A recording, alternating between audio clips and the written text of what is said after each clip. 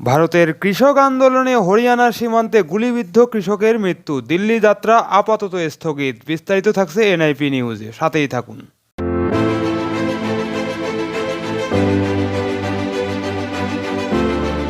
মৃত ওই কৃষকের নাম শুভকরণ সিং। পাতিয়ালা হাসপাতালে নিয়ে যাওয়া হয়েছিল ওই কৃষককে। সেখানকার চিকিৎসক বলেন তার শরীরে বুলেটের দাগ ছিল। হরিয়ানার খানাউরি সীমান্তে এক কৃষকের মৃত্যু। প্রতিবাদ সভা চলাকালীন ওই কৃষকের মৃত্যু হয় বলে খবর। পুলিশের সঙ্গে সংঘর্ষের সময় ওই কৃষকের মৃত্যু হয়। এদিকে কৃষকের সংগঠন অল ইন্ডিয়া কিষাণ সভার অভিযোগ, পুলিশের সঙ্গে সংঘর্ষের জেরেই মৃত্যু হয়েছে ওই কৃষকের। হরিয়ানা পুলিশ বিষয়টি মানতে চায়নি, তবে সামগ্রিক পরিস্থিতিতে দুদিনের জন্য দিল্লি যাত্রা স্থগিত রেখেছে আন্দোলনকারী কৃষকরা। তবে তাদের অবস্থান বিক্ষোভ আগের মতোই চলতে থাকবে। মৃত ওই কৃষকের নাম শুভকরণ সিং। পাতিয়ালা হাসপাতালে নিয়ে যাওয়া হয়েছিল ওই কৃষককে। সেখানকার চিকিৎসক বলেন তার শরীরে বুলেটের দাগ ছিল। এনডিটিভির খবর অনুসারে জানা গিয়েছে ওখান থেকে 3 জনকে আনা হয়েছিল, কিন্তু আনার পরেই একজনের মৃত্যু হয়। তবে অন্য দুজনের শরীর স্থিতিশীল ছিল। মনে হয় বুলেটের ক্ষত ছিল, কিন্তু সেটা আমরা নিশ্চিত নই।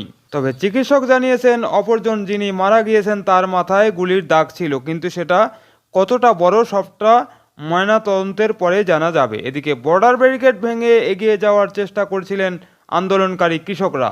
হরিয়ানা পুলিশ সেই সময় টিয়ার গ্যাসের সেল ফাটায় বলে অভিযোগ। ওই ঘটনাকে কেন্দ্র করে এলাকায় শোরগোল পড়ে যায়। তবে হরিয়ানা পুলিশের কারোর মৃত্যুর খবর মানতে চায়নি। তাদের দাবি যে তথ্য মিলেছে তাতে জানা গিয়েছে এদিন কোনো কৃষকের মৃত্যু হয়নি। এটা একটা গুজব। একটি তথ্য মিলেছে যে 2 জন পুলিশ ও একজন আন্দোলনকারী আহত হয়েছিলেন। এক্স হ্যান্ডেলে এমনটাই লিখেছে হরিয়ানা পুলিশ। এদিকে পাঞ্জাবের মুখ্যমন্ত্রী ভগবন্ত মান অবশ্য এই মৃত্যুর বিষয়টি নিশ্চিত করেছেন। তিনি জানিয়েছেন, আমি ভিডিওটি দেখেছি, সেটা দেখে আমার গায়ের লোম খাড়া হয়ে গিয়েছে, আমি অত্যন্ত কষ্ট পেয়েছি। এদিকে মৃত্যুর পরে একাধিক কৃষক সংগঠন রাজ্য সরকার ও কেন্দ্রীয় সরকারকে নিশানা করে তোপ দেগেছে। অল ইন্ডিয়া কিষাণ সভা তাদের বিবৃতিতে জানিয়েছে শুভকিরণ সিংয়ের মৃত্যুর ঘটনা পুরো পুলিশের কারণে হয়েছে। মোদী সরকার একদিকে বলে যে তারা নাকি কৃষকের বন্ধু, কিন্তু বাস্তবে মোদী সরকারের নিষ্ঠুরতার দিকটি প্রকাশ পেয়েছে এই ঘটনায়।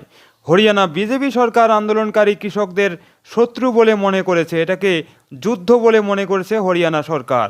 পাঞ্জাবের ভাতিন্ডার বাসিন্দা শুভকরণ সিং কৃষক আন্দোলনে সামিল ছিলেন। তার নিকট আত্মীয় যশবীর সিংয়ের সঙ্গে খানৌরি সীমানাতে বাকি আন্দোলনকারীদের সঙ্গে দিল্লি চলো অভিযানে অংশ নিয়েছিলেন তিনি। ঘটনার সময় যে অংশে আন্দোলনকারী এবং পুলিশের মধ্যে সংঘর্ষ বেঁধেছিল তার থেকে প্রায় 500 মিটার দূরে একটি খেতে দাঁড়িয়েছিলেন শুভকরণ সিং।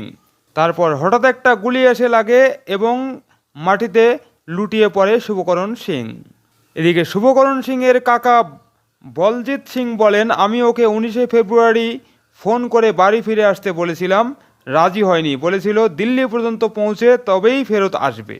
তবে হরিয়ানা পুলিশ আন্দোলনকারীদের উপর অত্যাধিক বল প্রয়োগের অভিযোগ অস্বীকার করেছে। বরং বিক্ষোভকারীদের হামলায় এখন পর্যন্ত 12 জন পুলিশ আহত হয়েছে বলে অভিযোগ করেছে হরিয়ানা পুলিশ।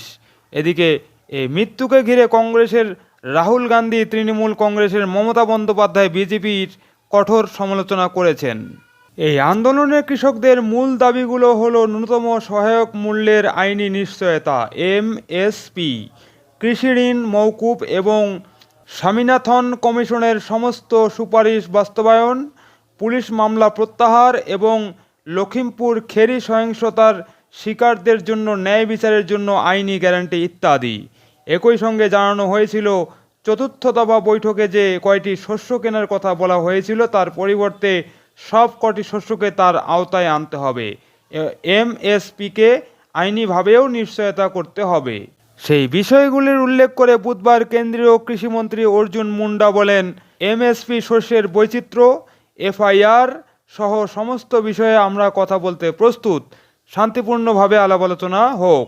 সরকারের পক্ষ থেকে বৈঠকের কথা জানানো হলে কিছুক্ষণের জন্য ছবি বদলে যায় শম্ভু সীমান্তে। পাঞ্জাব কিষাণ মজদুর সংগঠনের নেতা সরওয়ান সিং পান্দের বলেন, আমরা বিষয়টি নিয়ে নিজেদের মধ্যে আলাপ আলোচনা করে সিদ্ধান্ত নেব। কৃষক নেতারা নিজেদের মধ্যে আলাপ আলোচনায় বসেন, তবে কিছুক্ষণের মধ্যে পরিস্থিতি বদল হয় আবারও। আন্দোলনকারীদের মধ্যে একাংশ এগোনোর চেষ্টা করলেই তাদের উপর আবার কাঁদানে গ্যাসের শেল ছোড়া হয়। আবারও রণক্ষেত্রের চেহারা নেয় শম্ভু সীমানা। খানাউড়িতে সীমান্তে দফায় দফায় কাঁদানে গ্যাসের শেল ছোড়া হয়। পরিস্থিতি ক্রমশ আরও উত্তাল হয়ে ওঠে। সুপ্রিয় দর্শক, ভারতের কৃষক আন্দোলন নিয়ে এই প্রতিবেদনটি এখন এখানে শেষ করছি। পরবর্তী সংবাদ নিয়ে আবার আসবো আপনাদের সামনে। আর সে পর্যন্ত ভালো থাকবেন, ভালো রাখবেন এবং চ্যানেলটি সাবস্ক্রাইব করে এনআইপি নিউজের সাথেই থাকবেন। ধন্যবাদ সবাই।